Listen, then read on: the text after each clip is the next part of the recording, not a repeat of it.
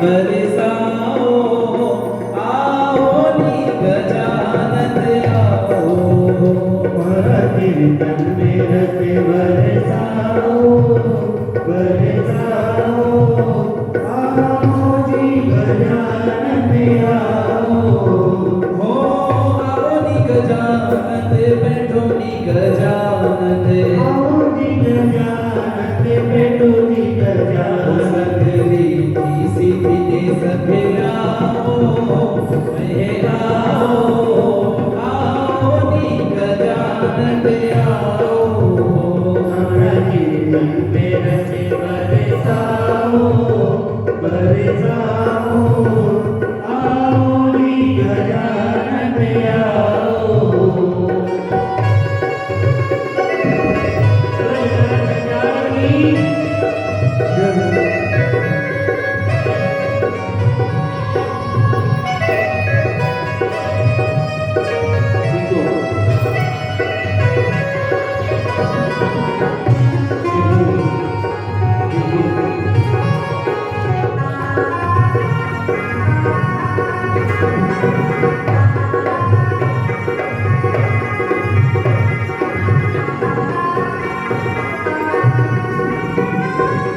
पार्वती के पुत्र गजानन पार्वती के पुत्र गजानन ओ पार्वती के पुत्र गजानन पार्वती के पुत्र गजानन ओ शिव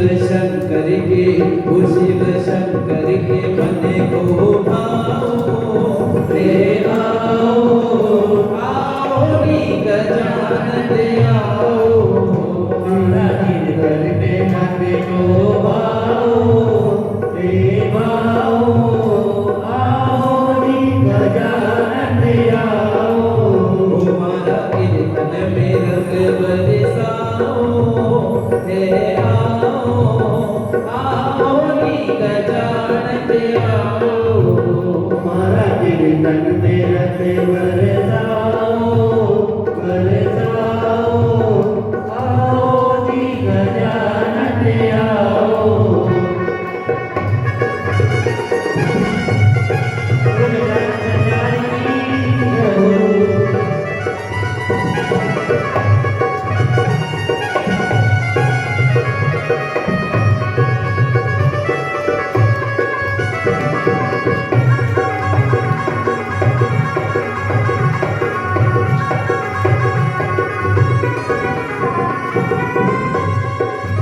हम सबके प्रभु गणपति न्यारे सबके प्रभु गणपति प्यारे ओ हम सबके प्रभु गणपति न्यारे हम सबके प्रभु गणपति ओ प्यारे सब हर्ष गुण गाओ हे आओ आओ नी गजानन आओ सब हरस गुण गाओ जल जाओ आओ जी गजानन आओ हमारा कीर्तन में रंग बरसाओ हे आओ आओ नी गजानन आओ आओ जी गजानन आओ ओम गणपते नमः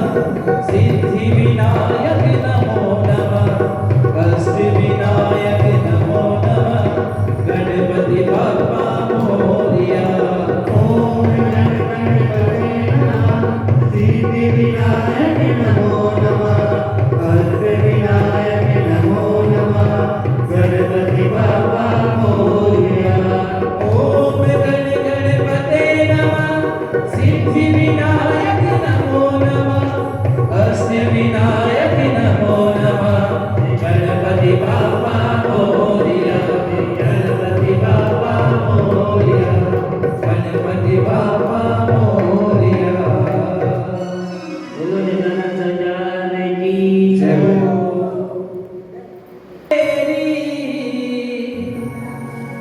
मुझको अपना लेना गुरुदेव मुझको अपना लेना, अपना लेना। गुरुदेव दया करके मुझको अपना लेना। हो मैं शरण पड़ा तेरी, मैं शरण पड़ा तेरी। वो मुझको अपना लेना। गुरुदेव दया करके मुझको अपना लेना। अपना लेना। गुरुदेव दया करके मुझको अपना लेना।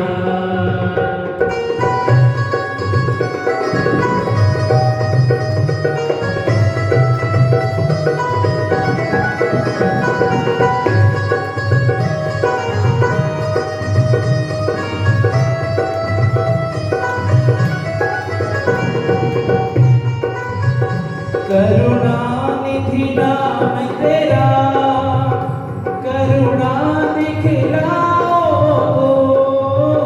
करुणानिधि नाम तेरा, करुणा दिखलाओ। सोए हुए भागों को ऐ नाथ जगाओ तो। सोए हुए भाग्यों को हे नाथ जगाओ। वो मेरी नाव भंवर डोले, ओ मेरी नाव भंवर डोले। वो इसे पार लगा देना। गुरुदेव दया करके मुझको अपना लेना। अपना लेना। गुरुदेव दया करके मुझको अपना लेना।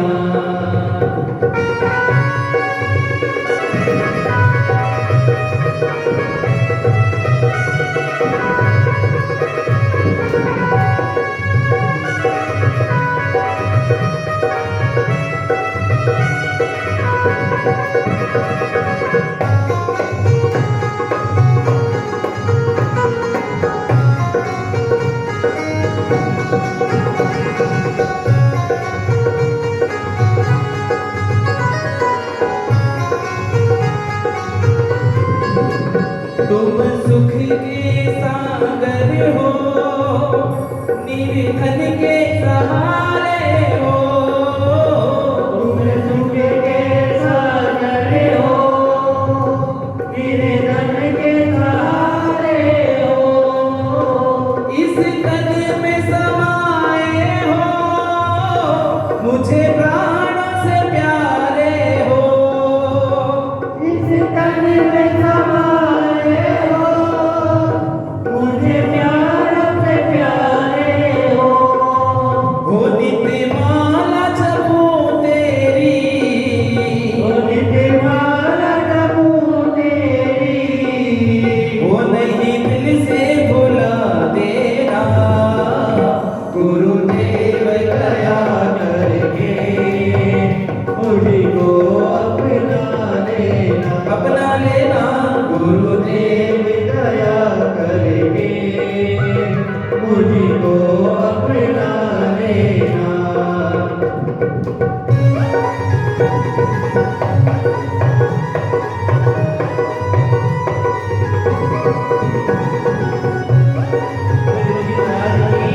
देखो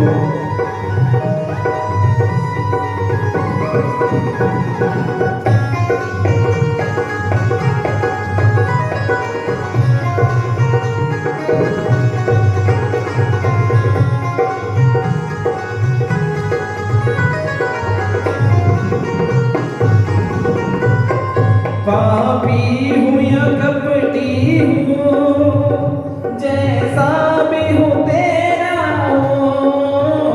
पापी हूँ या कपटी हूँ, जैसा भी हूँ तेरा हूँ। घर बार छोड़ कर मैं जीवन में अकेला हूँ।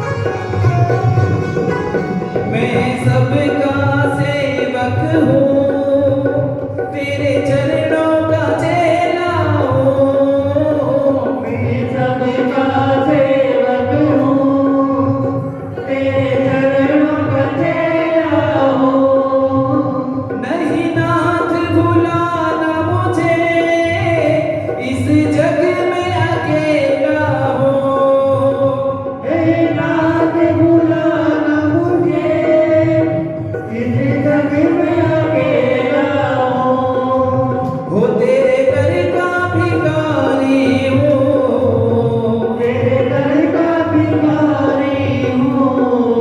वो मेरे दोष मिटा देना, गुरुदेव दया करके मुझको अपना लेना। अपना लेना। गुरुदेव दया करके मुझको अपना लेना। ओ गुरुदेव दया करके मुझको अपना लेना। हिरियाद विद्ते भवं भवामि सवितं नमामि। ओम जय शिव ओंकारा, प्रभु जय शिव ओंकारा। ब्रह्मा विष्णु सदा शिव, विष्णु सदा शिव। हर मांगी धारा। ओ हर हर हर महादेव। एकानन चतुरानन पंचानन राजे। पंचानन राजे। हंसानन गरुडासन, हंसासन करुणासन। वशमानन साजे। ओ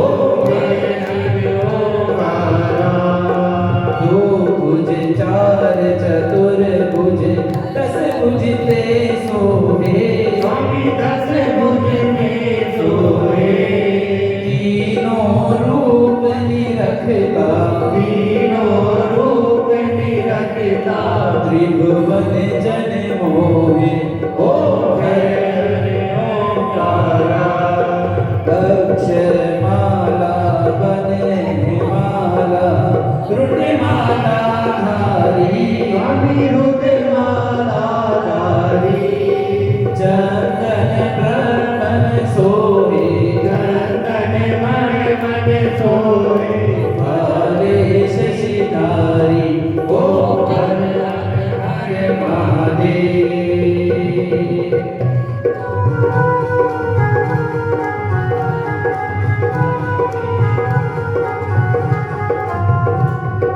श्वेतांबर पीतांबर, शिव बागंबर लगे। सनकादिक ब्रह्मादिक ओ हर हर हर महादेव।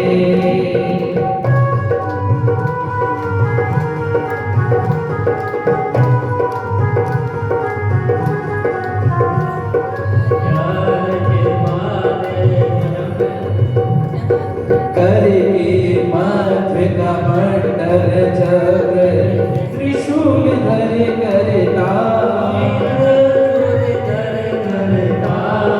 जग करता जग भरता, जग हंसा करता। ओ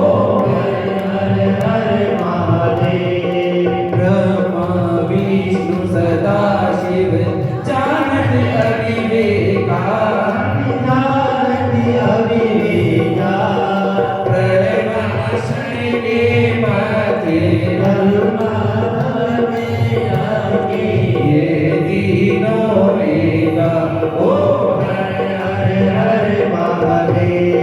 जय शिव ओंकारा, प्रभु पार्वती प्यारा। ब्रह्मा विष्णु सदा शिव, हर धांगिनी धारा। ओ त्रिगुण शिव जी की आरती, जो कोई नर गावे।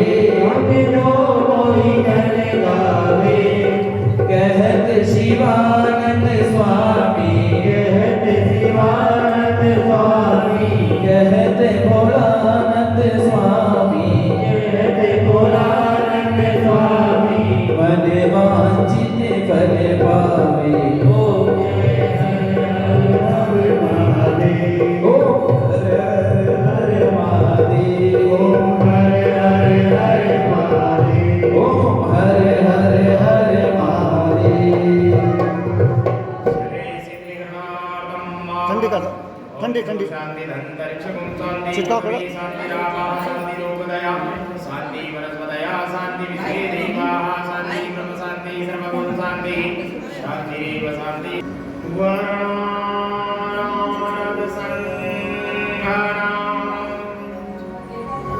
रसानां छन्दसामि मंगलानां च कर्तारो वन्दे वाणी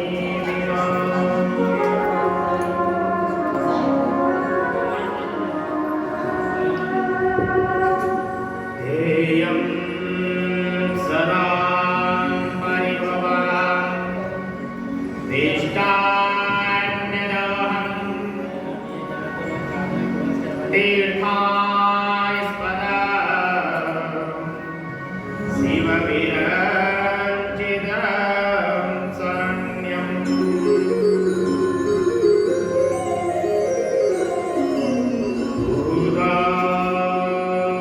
भूतादिगणदपो भवाब्धिभूता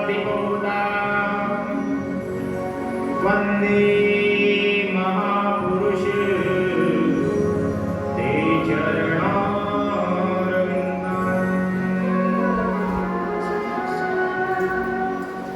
नीलाम्बुजं श्यामलकोमलम्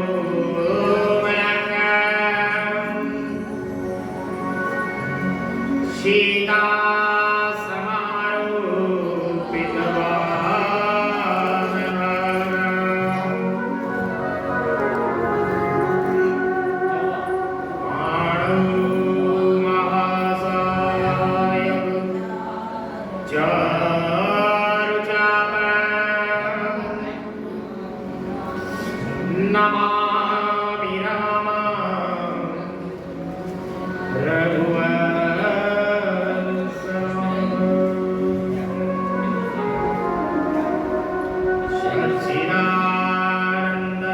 सच्चिदानन्दरूपाय विश्वपत्यादिहेतवे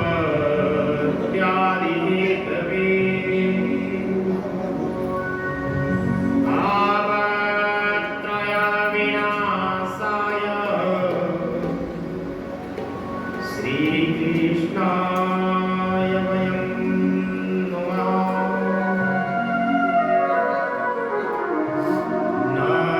नारायणं नमस्कृत्य नरं चैव नरोत्तमं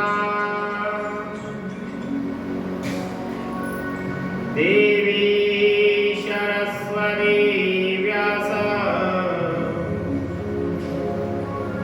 ततो जयमुदीरये।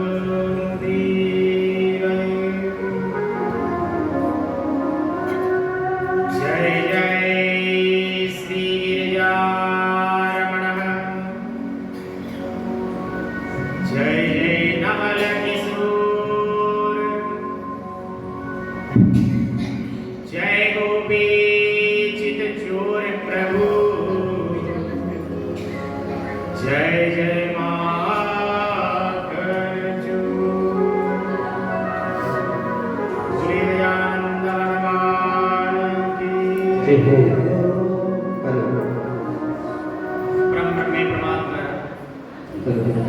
आज द्वितीय दिवस की मधुर वेला श्री शिव महापुराण कथा मंदाकिनी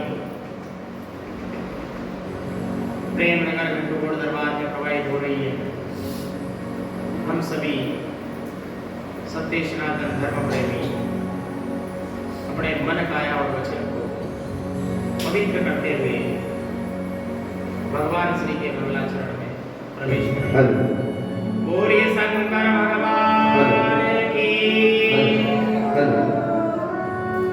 मंगल मूर्ति मारुति नंदन मंगल मूर्ति मारुति नंदन सकल मंगल मूल विकांतर सकल मंगल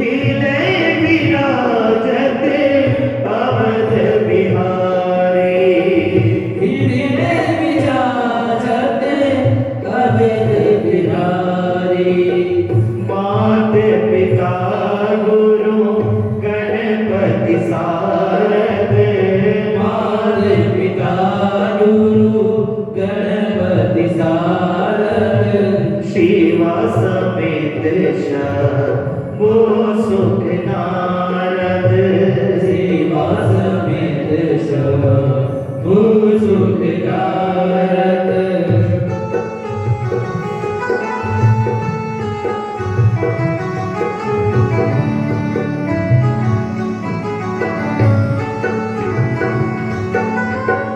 चरण बंदे बिनु को सद गाऊं। चरण बंदे बिनु को सद गाऊं।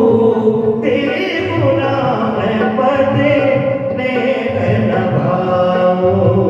तेरे गुना मैं पदे नेक न भाऊं। बंदौरा में लखन बैठे। लखन बेरी जय तुलसी के परम स्नेही। जय तुलसी के परम स्नेही।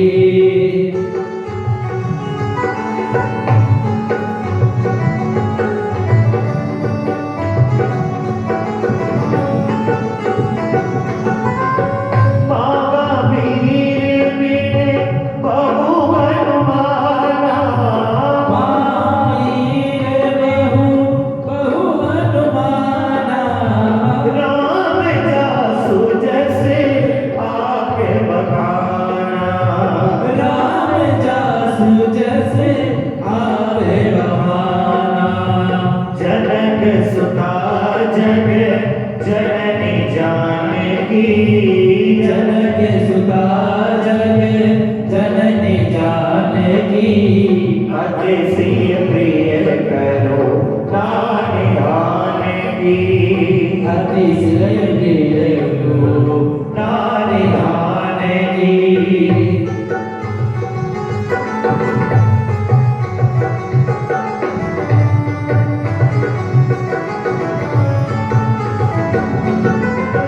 ताके जुगे पदे कमल बनाओ। ताके जुगे पदे कमल बनाओ। जासु कृपा निरे मल अति पाओ। जासु कृपा निरे मल अति पाओ। राम राम राम सीता राम राम राम। राजा राम राम राम सीता राम राम राम। राजा राम राम राम सीता राम राम राम। राजा राम राम राम सीता राम राम राम। राजा राम राम राम सीता राम राम राम। राजा राम राम राम सीता राम राम राम। राजा राम राम राम सीता राम राम राम। राजा राम राम राम सीता राम राम। मेरे राम सिया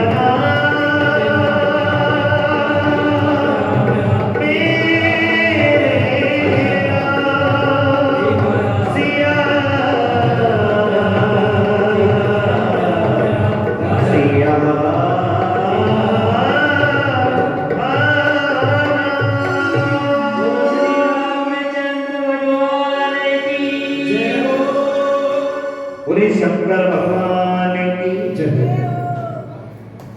राम जी की बोले श्री शिव जी की।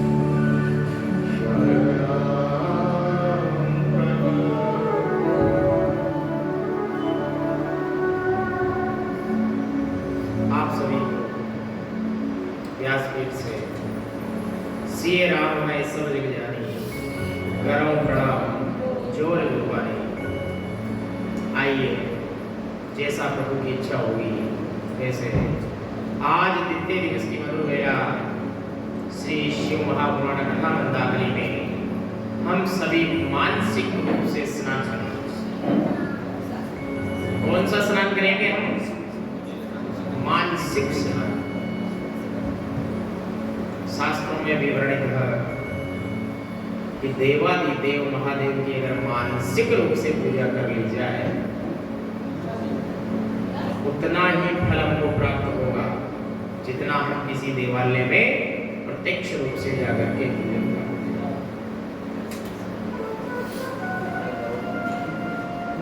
आज द्वितीय दिवस की वेला में हम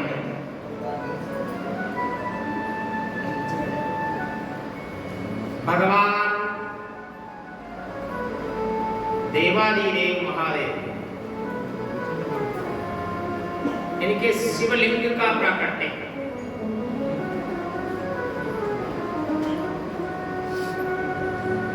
सर्वप्रथम कहां पर हुआ, जिसको हम सब आज दिन तक शिवलिंग के रूप में पूजन करते हैं।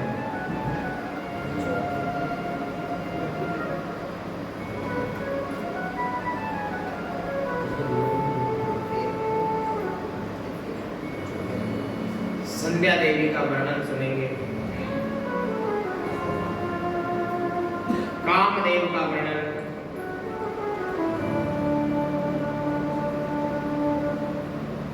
और काल भैरव की उत्पत्ति का वर्णन। यह सब आज हम द्वितीय दिवस की कथा में श्रवण करेंगे।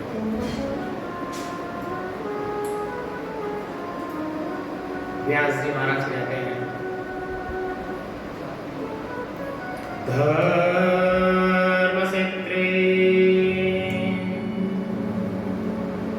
महाक्षेत्रे गंगा कालिंद संगमे प्रयागे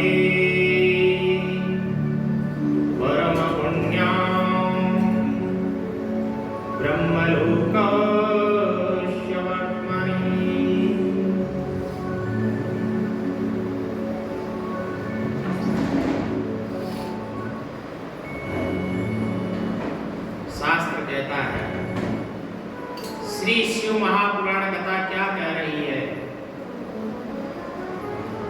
कि धर्म क्षेत्रीय महाक्षेत्रीय गंगा कालिंद सन्निधो, कि जहां पर 3 नदियों का संगम एक साथ हो जाए उसको हम सब क्या कहेंगे? क्या कहेंगे? त्रिवेणी संगम।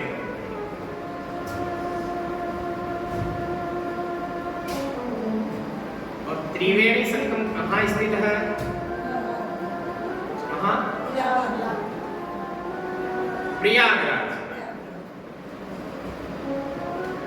प्रयाग में, प्रयाग की जितनी भूमि पवित्र है, क्योंकि 3 नदियों का समागम हो रहा है,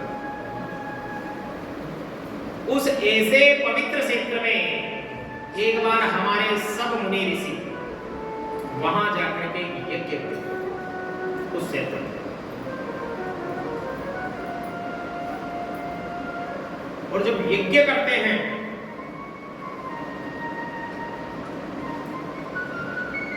तो यज्ञ से भगवान प्रसन्न।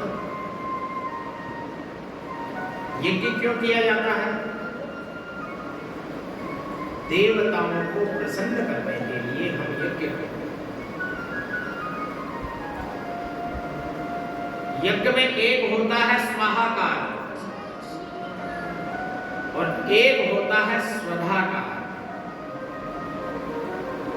जब हम यज्ञ में स्वाहाकार करेंगे तो देवता ग्रहण करेंगे उस आहुति, और उसी यज्ञ में हम जब स्वधाकार करेंगे तो उस आहुति को हमारे पितृ ग्रहण करेंगे। कौन ग्रहण करेंगे? तो ये ध्यान रखने की बातें हैं कि स्वाहाकार देवताओं के लिए होता है और स्वधाकार पितरों के लिए।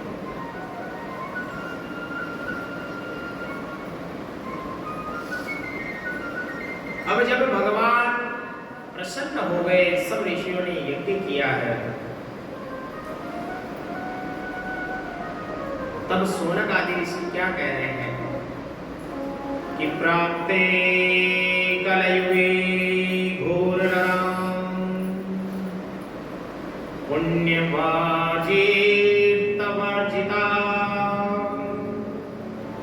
दुराचारं व्रता सर्वे सत्यवार्तां परामुखम्।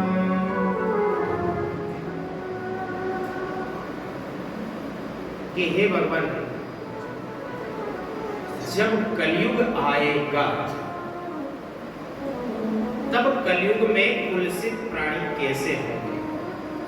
कलयुग के प्राणी कैसे होंगे? ये सब इसी भगवान से पूछ रहे हैं। तो भगवान ने कहा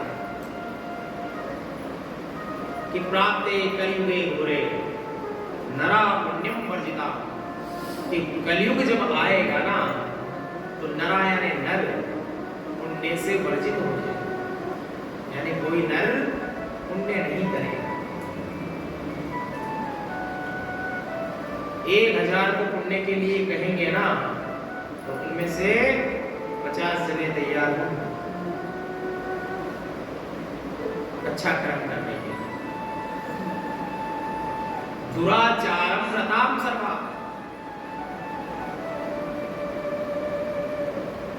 कह रहे हैं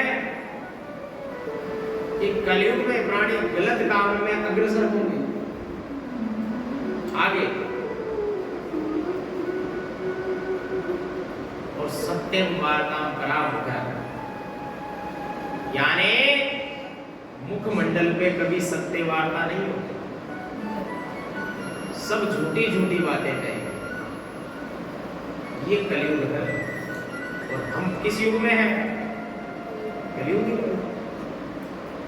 हम धन्य हैं इस कलयुग में भी अगर हमारा जन्म हो गया, और इस कलयुग में जन्म होने के पश्चात हम श्री शिव महापुराण कथा को श्रवण कर रहे हैं। धन्य है या नहीं बताओ? क्योंकि देवादिदेव महादेव वो तीसरी दृष्टि से सबको देख रहा है। कितने नेत्र है महादेव के? त्रिनेत्रधारी है। वो तीसरी दृष्टि से सबको देखता है।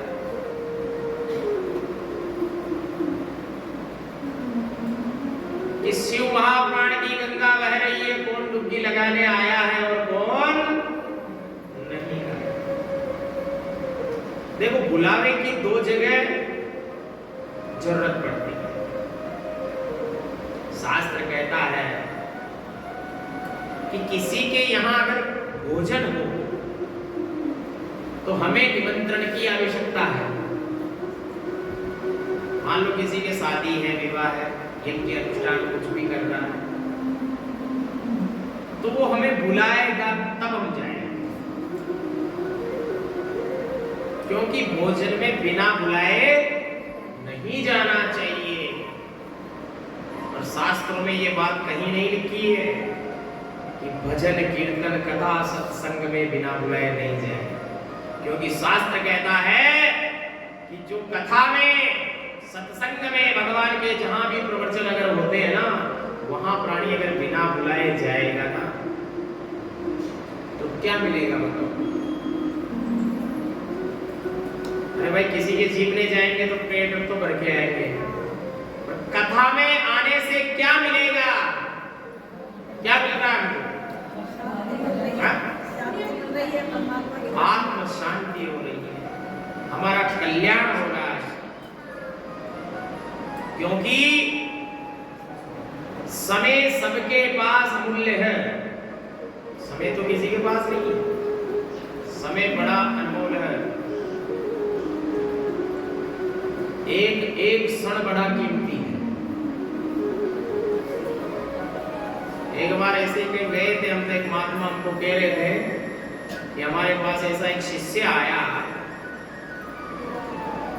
उसके 2,000 रुपए के नोट गिर गए। तो किसी चेले ने कहा कि आपके नोट गिर गए।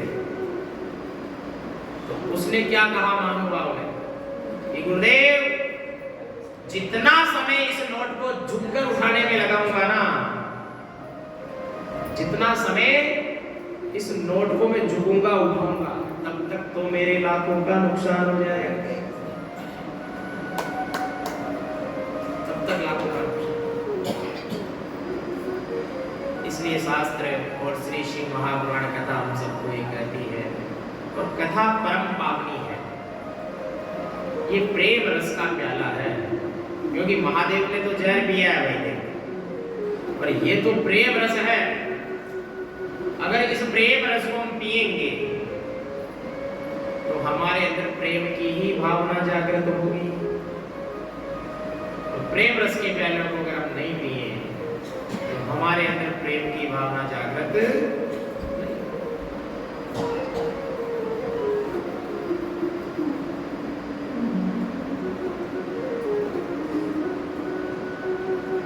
4 वर्ण बनाए हैं। पहला है ब्राह्मण, दूसरा है क्षत्रिय, तीसरा है वैश्य, चौथा है सेवक। 4 है, ये 4 वर्ण है। अब शास्त्र ये कहता है, शास्त्र में कोई बड़ा और छोटा नहीं, शास्त्र में कोई ना बड़ा है और ना छोटा। कर्म होता है। मानो जन्म हमारा क्षत्रिय के घर में हो गया, जन्म हमारा क्षत्रिय के घर में हो गया, और कर्म अगर हम ब्राह्मण के करते हैं तो चाहे लोग उसको यहाँ ब्राह्मण नहीं कहे, पर वहां जाने के बाद तो ब्राह्मण ही है। ब्राह्मण कौन है? ब्राह्मण की परिभाषा क्या है? ब्रह्म को जाने सो ब्राह्मण, ब्रह्म को जाने सो ब्राह्मण है, और अपने भक्तों को भी ब्रह्म से मिला दे वो ब्राह्मण। इसलिए ब्राह्मण को श्रेष्ठ बताया कि भगवान से मिलना हो तो भाई ब्राह्मणों के पास जाओ, कुछ ना कुछ देंगे, कोई गुरु मंत्री देंगे और कुछ नहीं, भाई इसका मनन करो जिससे हमारा कल्याण हो जाए। तो 4 वर्ण हैं, चारों वर्ण हमारे अंदर विद्यमान है। इन वर्णों को ढूंढने की आवश्यकता नहीं है। अब देखो कैसे हमारे अंदर विद्यमान है। पहला हो गया ब्राह्मण, मस्तक से लेकर के मां सरस्वती जहां तक विराजमान रहती है, यहां तक का जो हिस्सा है ना, ये ब्राह्मण है। इसको ब्रह्म कहते हैं। क्या कहेंगे इसको? ये ब्रह्म है। ज्ञानार्जन कहां से होगा? यहीं से होगा। देखो कान भी इधर ही है, नेत्र भी इधर ही है, नाक भी इधर ही है, मुंह भी इधर है। ये ब्रह्म है हमारा। हम किसी को अगर ज्ञानार्जन करेंगे, अगर किसी को हम ज्ञान की बात बताएंगे, कोई गलत मार्ग पे जा रहा है उसको हम सत्य की ओर ले चलेंगे, तो उस समय हम सब ब्राह्मण हैं। उस समय हम सब ब्राह्मण। दूसरा वर्ण है क्षत्रिय। मां सरस्वती जहां विराजती है, यहां से लेकर स्कंध, ये 2 भुजाएं, ये होता क्षत्रिय। ये किस कार्य में आते हैं? क्षत्रिय किस काम में आते हैं? क्षत्रिय उस समय हमारी रक्षा करते थे नहीं करते थे? बड़े बड़े युद्ध होते थे तो राजपूत ही आगे जाते थे क्षत्रिय। तो इनको क्षत्रिय कहा गया है कि हमारे हाथ होंगे तो हम रक्षा कर सकते हैं ना, या नहीं कर सकते? या मानो हम कहीं मार्ग में चल रहे हैं, दो जानवर, दो पशु आपस में लड़ रहे हैं मानो, और हमने उनको देखा। हमने देखा और देखकर अगर हमने अलग अलग नहीं किया ना उनको, तो उनको देखने मात्र से मैं पाप लग गया। उनको देखने मात्र से हमें पाप लगेगा। अगर देखा है तो उनके समीप जाकर के उनको लड़ने से अलग। देखने मात्र से किसको पाप लगा, इसका बहुत बड़ा उदाहरण है। छोटा मोटा उदाहरण नहीं, बहुत बड़ा, जिसको आप सब जानते हैं। महाभारत में कौन था? कौन थे महाभारत में? जो द्रौपदी का चीर हरण हो रहा था वो देख रहा था। हाँ?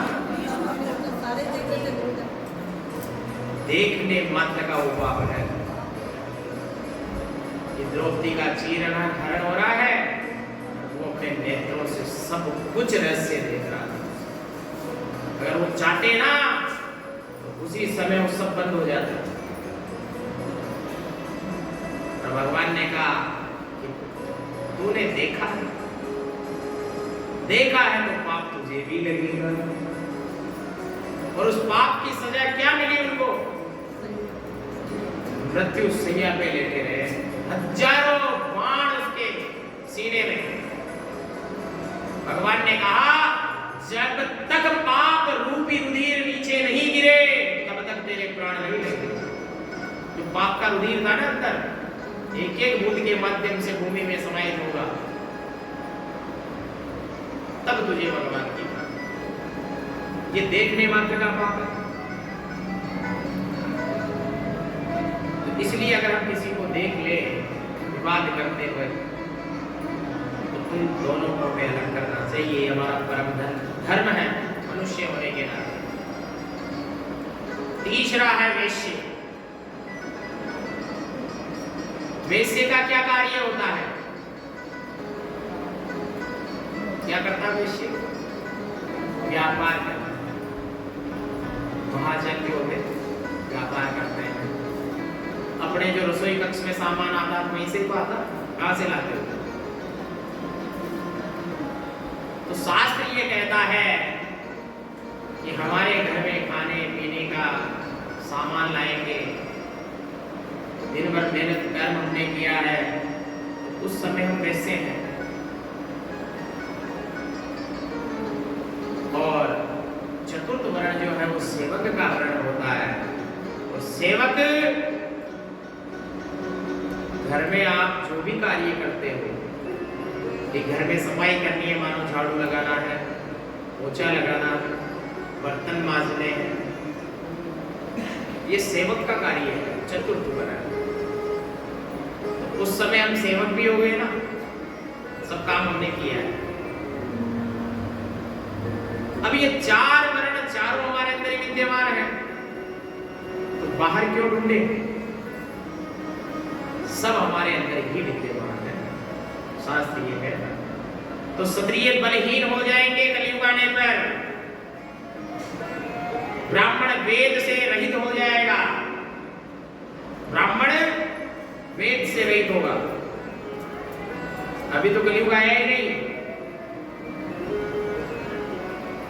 इतना सा भी नहीं आया, एक राई के दाने जितना नहीं है।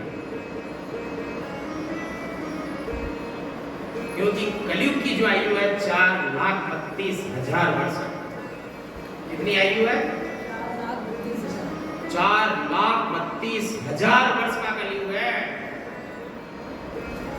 और अभी तो एक राई के जैसे बोरी भरी है ना सरसों की, और उसमें से एक दाना गिर गया हो, उतना सा कलयुग चल रहा है, जिसमें ही प्राणी हाय ड्राई करने लगे हैं। 4,32,000 वर्ष में कितनी बार जाएंगे और कितनी बार यहाँ पर आएंगे कोई पता नहीं। इसलिए शास्त्र कह रहा है, बार बार कहता है कि जो काम आज हमने कर लिया, कहते हैं काल करे सो आज कर, और आज करे सो अभी, कल में परले हो नहीं करेंगे, कभी भी कुछ भी हो सकता है।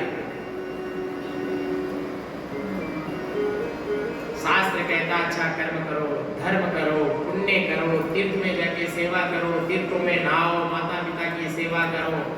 ये सब करने के बाद अपनी आत्मा के कल्याण के लिए भी कुछ करो, अपनी आत्मा के लिए कुछ करो। कैसे? कोई भी ग्रस्त अगर होता है और उस ग्रस्त से हम पूछते हैं कि भाई धन इकट्ठा क्यों करता है, तो ग्रस्त क्या कहेगा कि महाराज बाल गोपाल को पढ़ाएंगे, लिखाएंगे, इनकी ब्याह शादी करेंगे, अगर हमारे पास होगा तो किसी के सामने मांगने की आवश्यकता नहीं पड़ेगी, इसलिए हम आज से ही जोड़ना प्रारंभ करते हैं। अभी तो बालक का जन्म ही हुआ, अब कब बड़ा होगा, कब पढ़ाएंगे, कब विवाह होगा, कितनी चिंता है। 20 वर्ष पहले चिंता, जबकि 20 वर्ष हमारे शरीर की कोई चिंता नहीं है। तो जिस प्रकार पुत्र पौत्र की चिंता करके हमने धन को इकट्ठा किया है ना, उसी प्रकार हमारी आत्मा की जिस दिन हमें चिंता हो जाएगी ना, उस दिन से हमें राम नाम इकट्ठा करने की आदत हो जाएगी। क्योंकि शास्त्र कहता है कि ये धन हम इधर बैंकों में रखते हैं, जाकर अलमारी में रखते हैं, पर ये राम नाम रूपी बैंक अपने अंदर ही है, इसको कहीं जाके रखने की जरूरत नहीं है। इसलिए सबके हृदय में भगवान ने राम नाम रूपी बैंक बनाया है। इसलिए इस राम नाम रूपी बैंक में रोज राम नाम इकट्ठे करो, इकट्ठे करते रोज, जितने हो एक दिन में 1000, 2000, 5000। मानो एक दिन में किसी के पास 10,000 आ जाए तो तुरंत बैंक में भाग जाता है जमा कराने, जाता कि नहीं बताइए। तो ऐसे ही रोज अगर हम 10,000 नाम ले, 5,000 भगवान के नाम ले, तो उसको जमा, वो जमा है हमारे, और वो कहीं ना कहीं काम है, कहीं ना कहीं काम आता है। और पुण्य कभी व्यर्थ नहीं जाएगा। जो हमने पुण्य कर दिया ना, वो हमारा कभी भी व्यर्थ नहीं जाता है। इसलिए शास्त्र और श्री शिव महापुराण को यही शिक्षा देती है, हमारे गुरुवर, हमारे माता पिता हमें यही शिक्षा देते हैं। तो ये शिक्षा हम सबको अर्जित करनी चाहिए। अभी के बालक कुमार हैं और अभी वाले बालक कुमार को हम कहें, हम तो बार बार इनको कहते हैं कि आत्म कल्याण के लिए कर्म करो, अपनी आत्मा के कल्याण के लिए कर्म करो। और अभी के बालक कुमार कहते हैं महाराज अभी तो खाने पीने के दिन है, अभी कौन सा कल्याण करवा रहे हो आप? किसी को कहते हैं भाई व्रत उपवास करा करो, कौन सा व्रत, कौन सा उपवास, भूखा नहीं रहा जाता, बाद में करेंगे महाराज, अभी कौन सी उम्र है, अभी तो 25, 27, 30 साल की तो है, बाद में करेंगे। किसी 50 साल वाले को भी कहते हैं तो वो भी यही कहता है महाराज बाद में करेंगे, अभी क्या है, एकादशी करवाई कि नहीं अभी नहीं करेंगे, बाद में करेंगे। बाद में क्या करोगे? धीरे धीरे बुढ़ापा आ रहा है, धीरे धीरे बुढ़ापा आएगा, और फिर क्या कहेंगे महाराज? अगर आपको आके कह भी देंगे ना कि एकादशी कर ले भाई, तो बुढ़ापे में आप हाथ जोड़ोगे महाराज के, महाराज अब तो खुद हाथ पकड़ एकादशी कर रहे हैं, अब क्या एकादशी? इसलिए समय रहते ही जो समय हमें दिया है भगवान ने, और यही समय हमें भजन करने का, भजन करने का यह समय है। बताओ बुढ़ापा किसी ने देखा है? नहीं देखा, किसी ने नहीं देखा ना बुढ़ापा। अभी कितनी बड़ी बीमारी आई थी, आई नहीं? उसमें ऐसे ऐसे चले गए जिनका हम विचार नहीं कर सकते, हम विचार तक नहीं कर सकते। ऐसे ऐसे प्राणी चले गए, हष्ट पुष्ट बलवान, बिल्कुल ऐसे ऐसे जीव उसमें चले। तो बताओ बुढ़ापा किसने देखा? कब करेंगे फिर भजन, कब करेंगे फिर ज्ञानस? इसलिए जो समय भी है हमारे पास, इसी समय से प्रारंभ करो, कि पता नहीं कब देर निकल जाए और कब हमारा परमात्मा से मिलन हो जाए। बोलिए शंकर भगवान की। संत ने बड़ा भाव दिया है, इस भाव के माध्यम से हम समझेंगे। भजन कर मस्त जवानी किसने देखा है, भजन कर मस्त जवानी में बुढ़ापा किसने देखा है, बुढ़ापा किसने देखा है, बुढ़ापा किसने देखा है, बुढ़ापा किसने देखा है, बुढ़ापा किसने देखा है। भजन करे मस्त जवानी में बुढ़ापा किसने देखा है, भजन कर मस्त जवानी में बुढ़ापा किसने देखा है।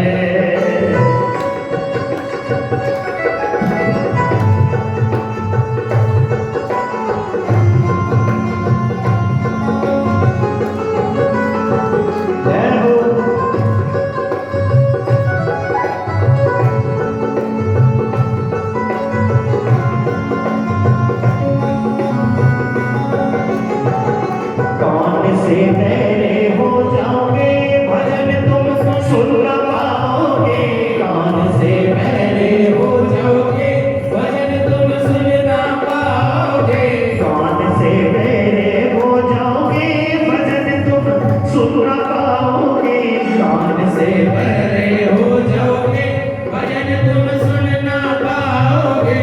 भजन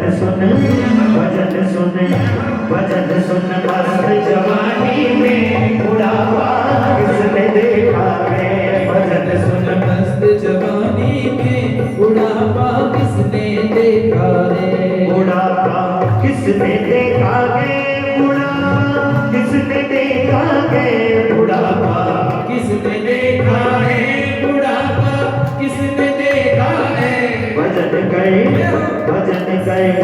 भजन कर मस्त जवानी में बुढ़ापा किसने देखा है, भजन कर मस्त जवानी में बुढ़ापा किसने देखा है। बोलिए शंकर भगवान की।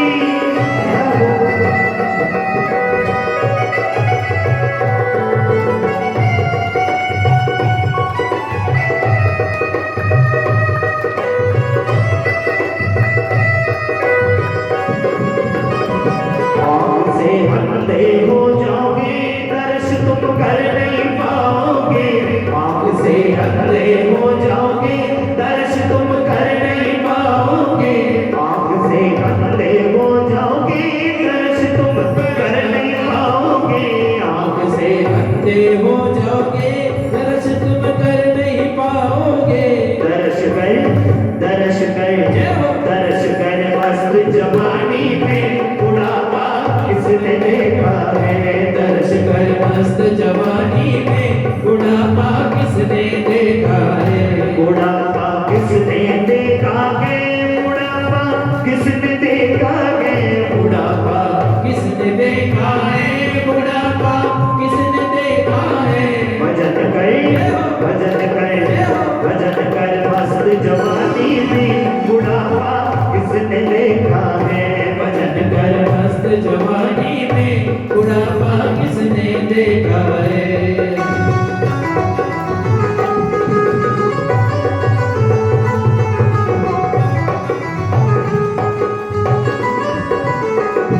दुख से होंगे हो जाओगे भजन तुम गा नहीं पाओगे, मुख से होंगे हो जाओगे भजन तुम गा नहीं पाओगे, मुख से होंगे हो जाओगे भजन तुम गा नहीं पाओगे, मुख से होंगे हो जाओगे भजन तुम गा ना पाओगे। भजन का मस्त जवानी में बुढ़ापा किसने देखा है, भजन का मस्त जवानी में बुढ़ापा किसने देखा है, बुढ़ापा किसने देखा है, बुढ़ापा किसने देखा है, बुढ़ापा किसने देखा है, बुढ़ापा किसने देखा है। भजन कर मस्त जवानी में बुढ़ापा किसने देखा है, भजन कर मस्त जवानी में बुढ़ापा किसने देखा है।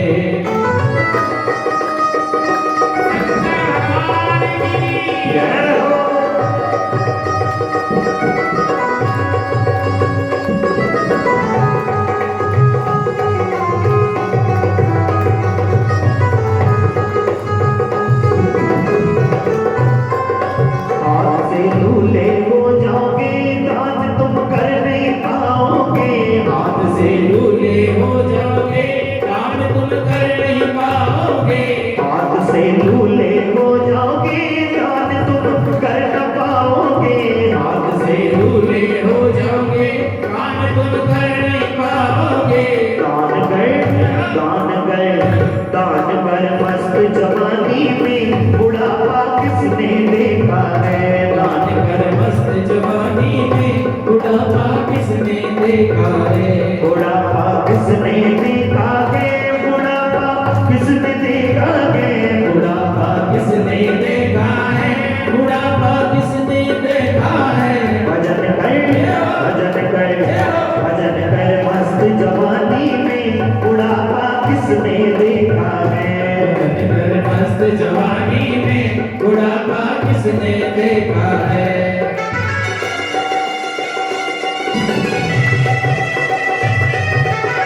हर हर महादेव शंभो।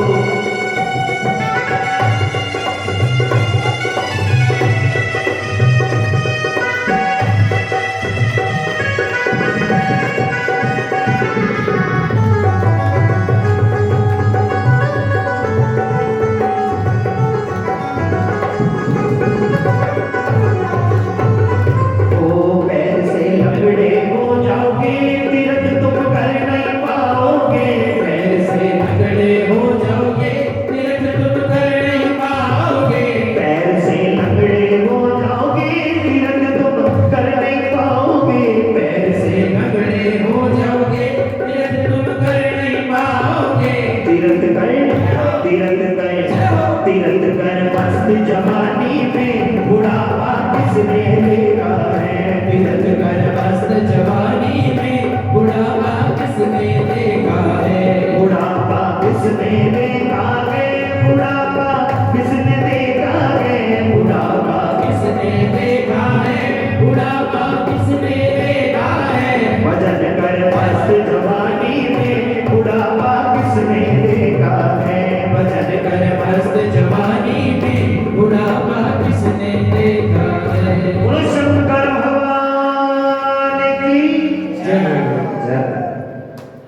बोल मंगल नारायण बाबा एक जय। इस प्रकार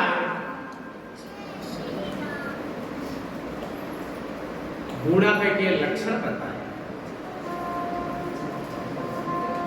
क्या क्या लक्षण है भजन के माध्यम से आपने सुना। ये सारे लक्षण है या नहीं बताओ। दिखाई नहीं देगा तो जाएंगे ना जब दिखेगा ही नहीं हमें। सुनाई नहीं देगा। राम का नाम भी नहीं सुन सकते। कथा भी नहीं सुन सकते बाद में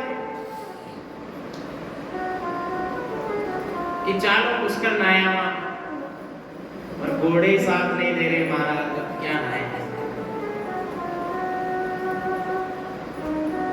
फिर तो ऐसा भाव हो कि पुत्र ही श्रवण कुमार जैसा हो। पर ये कलयुग में संभव नहीं। ये कलयुग में संभव नहीं है। कैसे तुलसीदास जी ने भाव दिया है पुत्र के बारे में। तुलसीदास जी कहते हैं बहुत धाम सवारही धाम जति।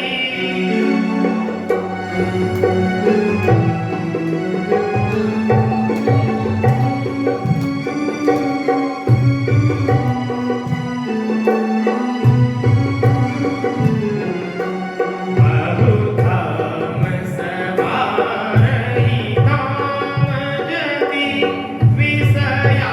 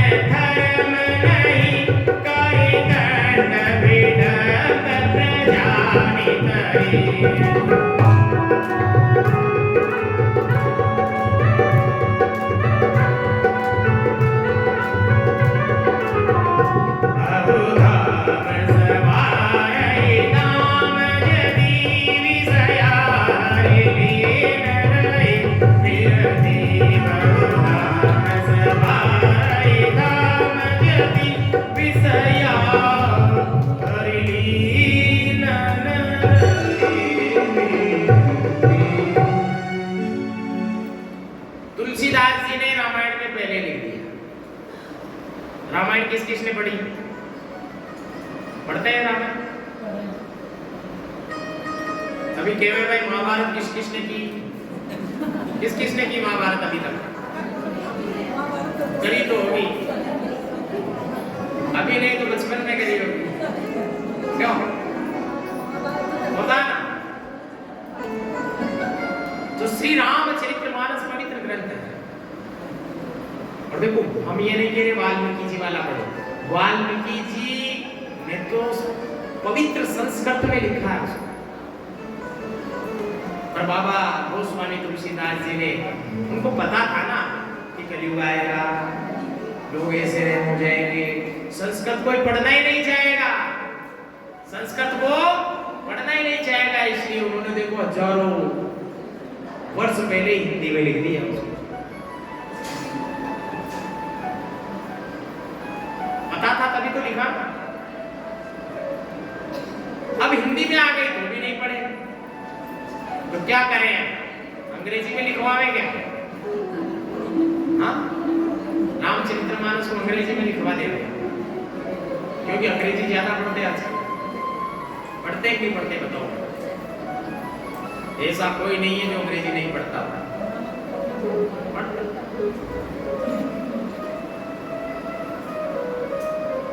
तो इसलिए पुत्र भाव दिया। क्या कह रहे हैं बाबा गोस्वामी? तपसी धनवंत दरिद्र गहे। क्या कहते हैं?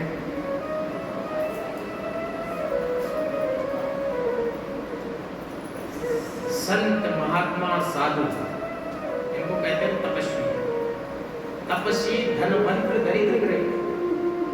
अगर संत महात्मा साधु ब्राह्मण कलयुग में जितना दरिद्र इनका सम्मान करेगा ना, उतना धनवान इनका सम्मान नहीं करेगा।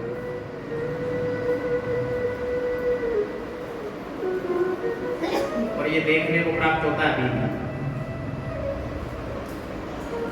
दूसरी बात कही है कि कुलवंत निहारे नारी सती। पुत्र जब तक अपना है, कब तक? अबला नदीक नहीं जब लो। अबला यानी अपना पुत्र जब तक देवी जी का मुख ना देख ले, तब तक अपना है।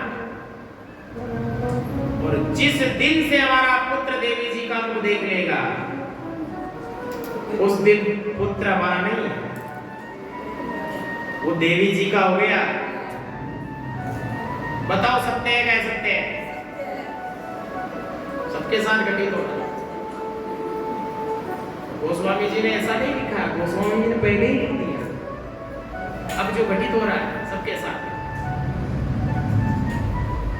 ये हुआ जो हुआ। ससुरारी प्यारी लगे तब, अरे भाई देवी जी का हो गया, कोई बात नहीं,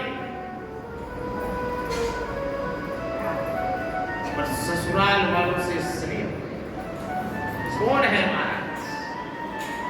ये हमारे साले जी, ये हमारी साली है। और तो और ये कौन है? ये हमारे साडू भाई। देखो साडू भाई, अरे साडू भाई को याद करने वाले पहले तेरे भाई को तो याद कर ले करते।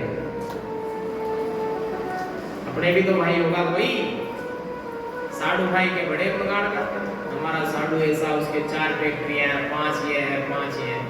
अरे पहले हमारे भाइयों को भी हमारे संग लेके चलो। तब हमारा जीवन धन्य है, अन्यथा धन्य नहीं है। इसलिए शास्त्र श्री शिव महापुराण भी यही कहता है।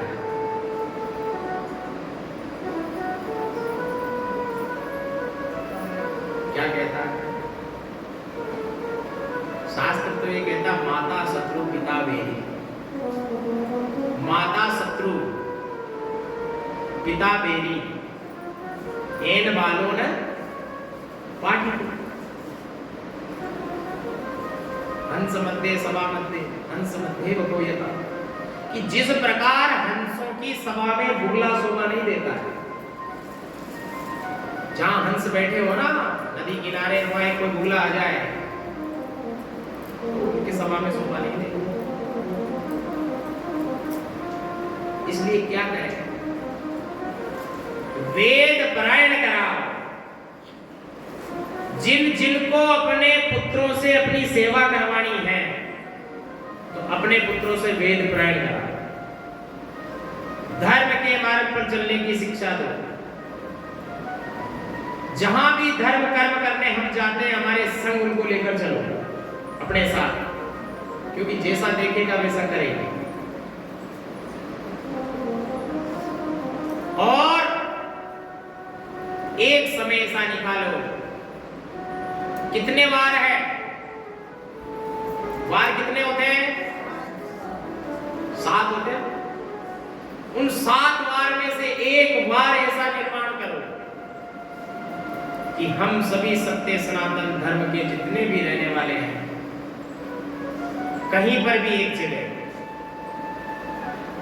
मानो कि यहां माता कौशल्या देवी जी के इसी आश्रम में मान लो आप तो कि हर शनिवार को हम सब यहाँ इकट्ठे होंगे भाई।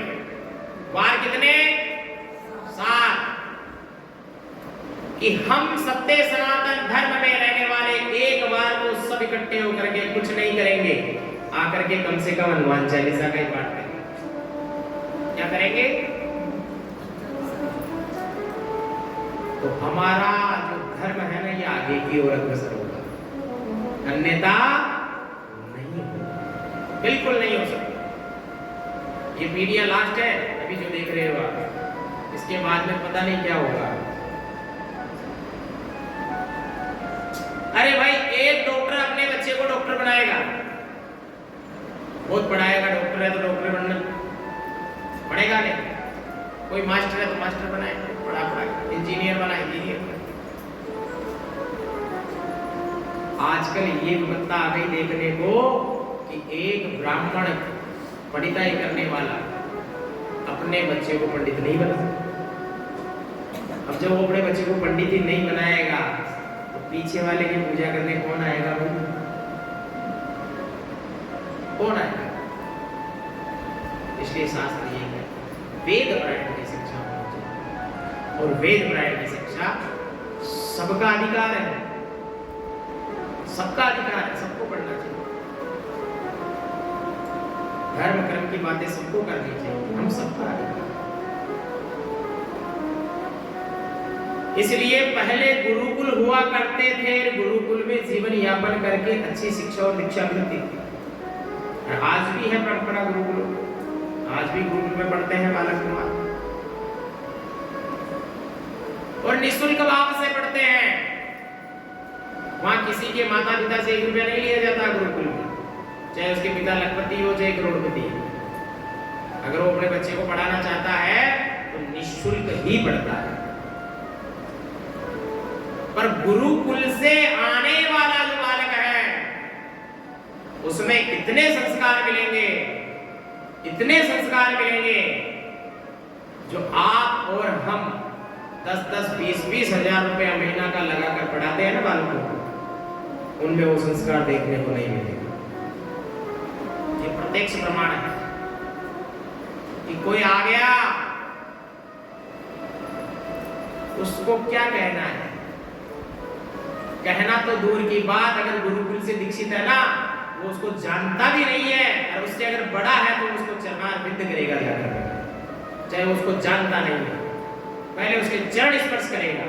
और अभी वाले गेट पे कोई चला जाए तो वहां कहां से है, कौन, अरे पहले देख तो ले तू कौन है, कम से कम संस्कार से तो बोलो कि कौन है कौन नहीं है, प्रणाम तो कर ले पहले। अरे हम भी व्यासपीठ पर बैठने के बाद आप सबको कहते हैं सिय राम मैं सब जग जानी, करम प्रणाम जोर जुर्मानी। इसलिए अहम भाव का परित्याग करो, हमारे अंदर अहम नहीं होना चाहिए। और जिस दिन हमारे अंदर अहम आ गया ना, तो पीछे सारे शास्त्र उठा के पढ़ लेना कि जिस जिसमें अहम आया ना उसका क्या हुआ, तो किस किस में आया था। दो चार का तो नाम याद है सबको, आया कंस में आ गया, रावण में आ गया, कौरवों में आ गया, कौरव पांडव कंस, और तीनों का वंश। इसलिए अहम भाव प्रेम से तेरा मेरा नहीं करना, यहाँ ये तेरा ये तेरा और मेरा कुछ भी नहीं है। जो कल की कथा में हमने सुना ना कि जो हमारे अंदर श्वास चल रहा है वो ये बड़ा नहीं है, फिर हम कैसे कह देंगे कि ये तो हमारा है, ये हमारा। इतना सा हमें ध्यान रखना। दोष कलयुग का है, प्राणियों का दोष नहीं। दोष किसका है? कलयुग का दोष है। और क्या शास्त्र कहता है, कलयुग से वो जीतेगा जो प्रभु के भजन करे, नहीं तो कलयुग उसे खा जाए। जो भजन नहीं करेगा ना वो काल का ग्रास बनेगा, और जो भजन करेगा उसका एक कलयुग कुछ भी नहीं बिगाड़ सकता। भजन करने से मानो अपने शरीर पर एक रक्षा कवच बनता है, आने वाली कोई विपत्ता बाधा तो दूर से भाग जाए। इसलिए भजन रोज करना चाहिए। अरे एक सत्य सनातन धर्म ही ऐसा धर्म है अभी जो ऊंचे उठने के बजाय नीचे से नीचे जा रहा है, और ज्ञानी जन आते हैं पकड़ पकड़ कर काटते हैं इसको बार बना।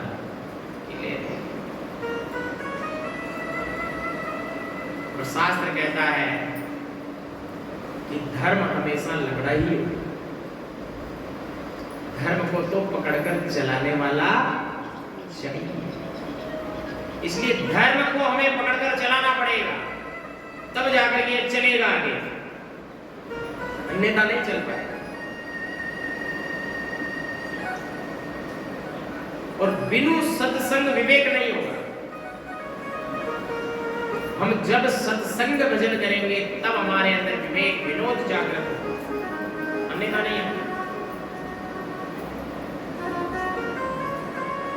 शास्त्र कहता है जिस प्रकार एक बालक है,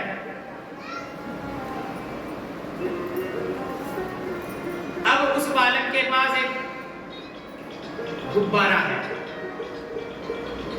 वो बालक थोड़ी देर उस गुब्बारे से खेलता है, और कुछ देर बाद वो गुब्बारा फूट जाता है। फूटता या नहीं? आज नहीं फूटेगा तो कल फूटेगा, फूटेगा तो सही गुब्बारा, क्योंकि गुब्बारे का स्वभाव है फूटना, उसको फूटना पड़ेगा एक नहीं। और जैसे ही गुब्बारा फूटा बालक रोने लग गया। बालक रोता नहीं रोता? क्यों रोता है? क्योंकि उसमें विवेक नहीं है, उसमें विवेक नहीं है। देखो बालक रो रहा है और उसके माता पिता उसको देख रहे हैं, तो माता पिता को भी बालक के साथ रोना चाहिए बिल्कुल कि हाँ गुब्बारा फूट गया, गुब्बारा फूट गया। माता पिता तो नहीं रोते ना, वो बालक ही रोता है, क्योंकि उसमें विवेक, और हमारे अंदर विवेक है। हमें पता है कि गुब्बारे का स्वभाव फूटना है। तो अब ये हम सबको पता है कि एक ना एक दिन हम सबको जाना, सबको पता है ना। ऐसा कोई जीव है क्या जो कहते नहीं महाराज हम नहीं जाएंगे? सबको जाना पड़ेगा। तो सबको जाना पड़ेगा ना, वहां जाने का साधन भी तो करना पड़ेगा। बिना साधन कैसे जाओगे? अरे भाई 10-5 दिन यात्रा पे जाते हैं, उसमें बढ़िया साधन करके ले जाते हैं, सर्दी में जावे तो सर्दी के कपड़े, गर्मी के कपड़े ये अलग अलग, ये रात्रि में पहनने का अलग है, ये दिन में पहनने का अलग है। कितनी व्यवस्था करके जा रहे हैं, 5 दिन की यात्रा करके आने की और 4 बैग भर के ले गए। हमें तो पूरे जीवन काल की यात्रा करनी है, अब वहां से कितने बैग भरे यहाँ से, ये पूछता है शास्त्र। ये कहती है श्री शिव महापुराण कि यहाँ से कितने बैग भर के ले जाएंगे, और वो बैग कोई कपड़े लत्ते के नहीं होंगे। शास्त्र कहता है वो बैग जो भरेंगे वो धर्म, कर्म और पुण्यों के बैग होंगे। इसलिए ये धर्म, कर्म और पुण्य यही हमारे संग चलेगा, बाकी तो रहेगा नहीं। तो इसलिए श्री शिव महापुराण कथा यही कहती है बार बार। और जो प्राणी ऐसा कर लेता है, मानो उसको शिवलोक में ही वास मिल जाता है, उसको शिवलोक में वास मिल जाता है। किस किस को पता है राम का नाम सत्य है? आप सबको पता है ना राम का नाम? राम नाम है कि नहीं है? मानो किसी के ब्याह हो रहा हो, शादी, दूल्हा तोरण पे आ गया हो दरवाजे पे, और वहां हम सब जाके के भाई राम नाम, तो क्या होगा? क्या होगा बताओ?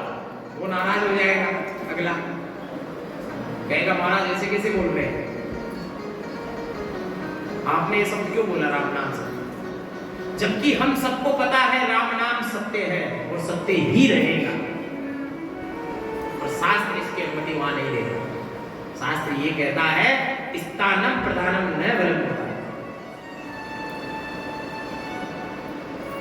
स्थानम प्रधानम न बलम। स्थान का महत्व है, बल का कोई महत्व नहीं है, स्थान का महत्व है। इसलिए जिस स्थान पे जो नाम लिया जाए वही लेंगे। किसी की अर्थी जा रही हो मानो, और बढ़िया डीजे साउंड बजा के नाचे हम उसके आगे, संभव है? नहीं। तो जो जहां होगा वो वही होगा, और जो जहां नहीं होगा वहां नहीं होगा। तो इसलिए भगवान कहते हैं सदाशिव, और सदाशिव को भी राम नाम सत्य वाले ही प्रिय हैं। भगवान शिव कह रहे हैं कि मेरे को राम नाम लेने वाला प्राणी प्रिय है, जो हमेशा अपने मुखमंडल से राम का नाम लेता है, वो प्रिय है।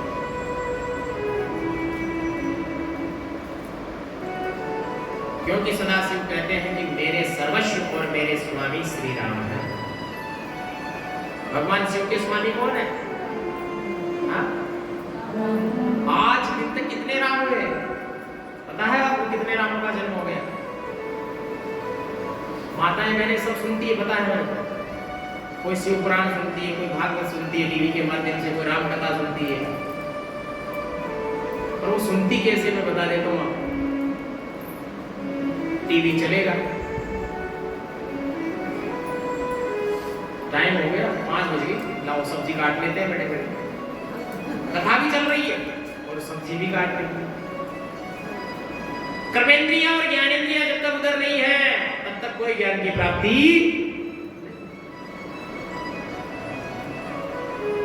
हमारा ध्यान तो उधर आ गया सब्जी काटने में कि भिंडी छोटी बड़ी नहीं कट जाए, बराबर काटना पड़ेगा। किसी में कोई जीव जंतु नहीं आए, देखना भी तो पड़ेगा उसको। ये तो नहीं भाई उधर देखते देखते काटते रहे। फिर पूछे कथा सुनी? हाँ महाराज सुनी। सुनी तो बताओ राम कितने हुए?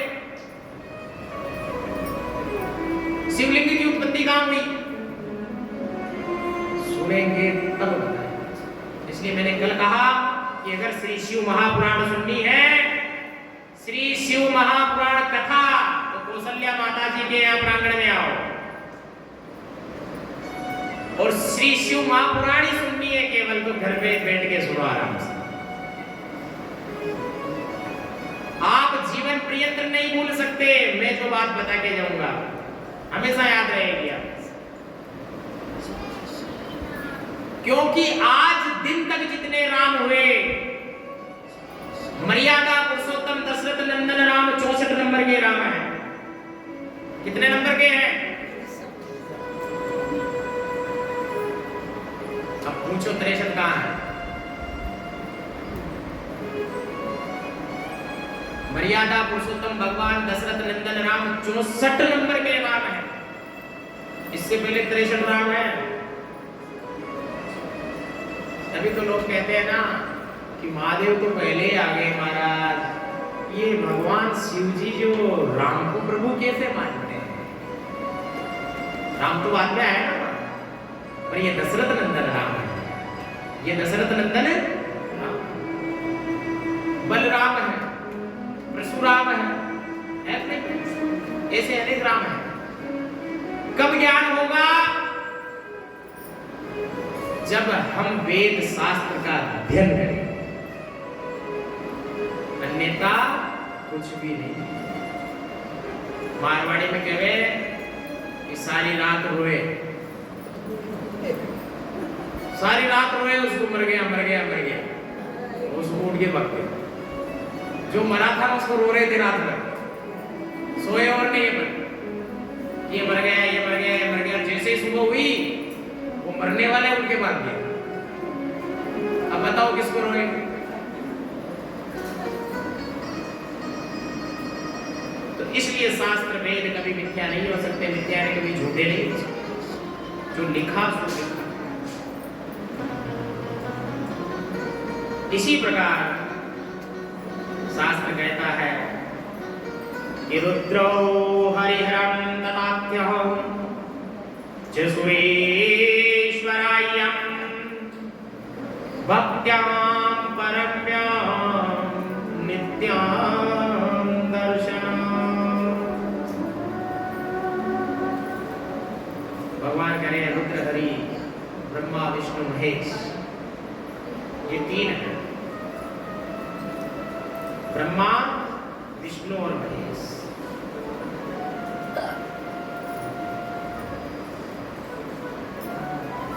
शास्त्र और श्री शिव महापुराण कहता है कि हमें हमेशा हमारे इष्ट की बात माननी चाहिए।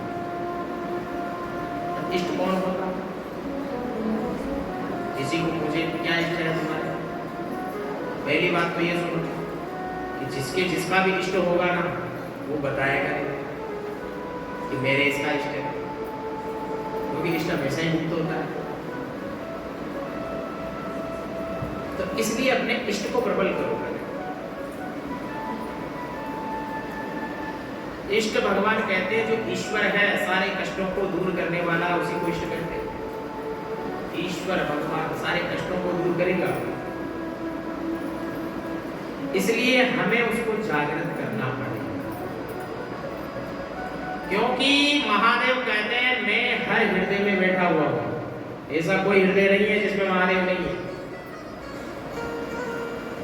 और वो दिखते क्यों नहीं है? वो दिखते इसलिए नहीं है कि मन रूपी पर्दा लगा हुआ है। क्या लगा है? मन रूपी पर्दा।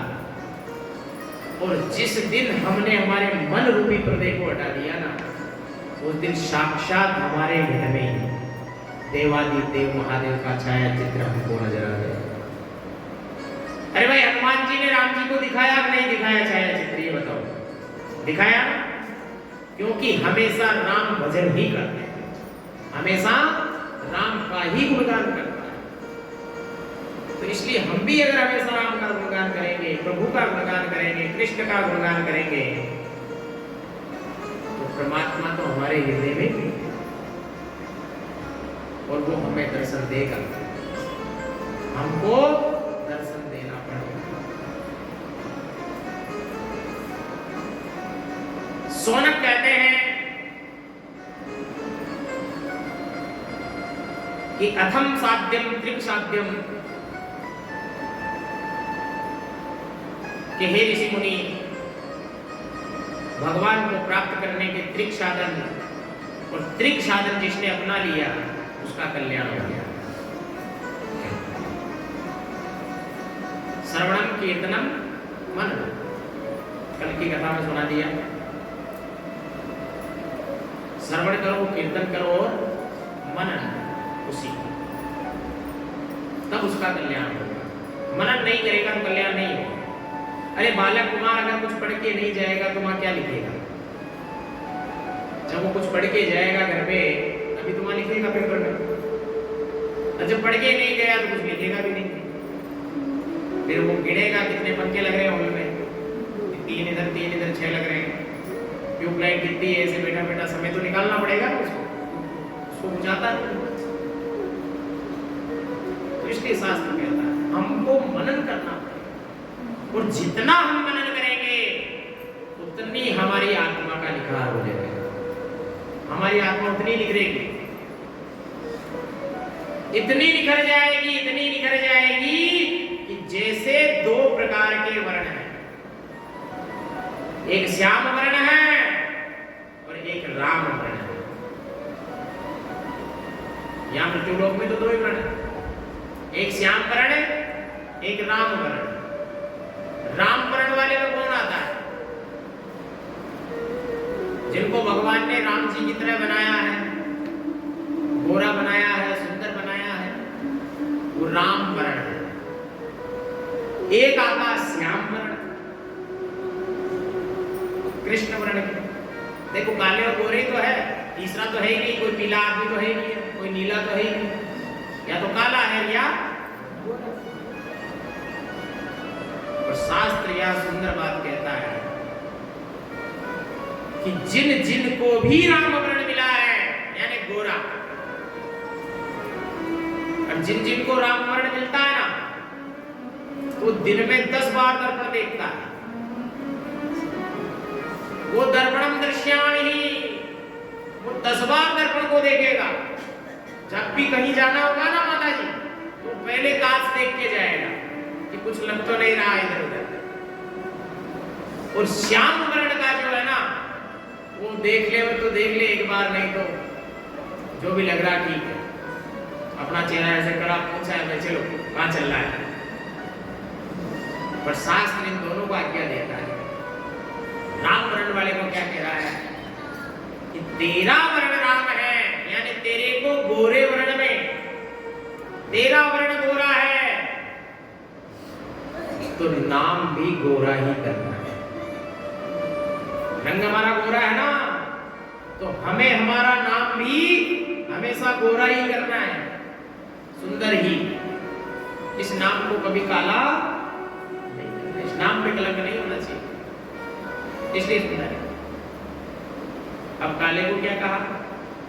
चाहे तुझे काला मैंने बना दिया, पर कभी जीवन में काले काम नहीं करना, तेरा नाम वैसे ही गोरा हो जाएगा।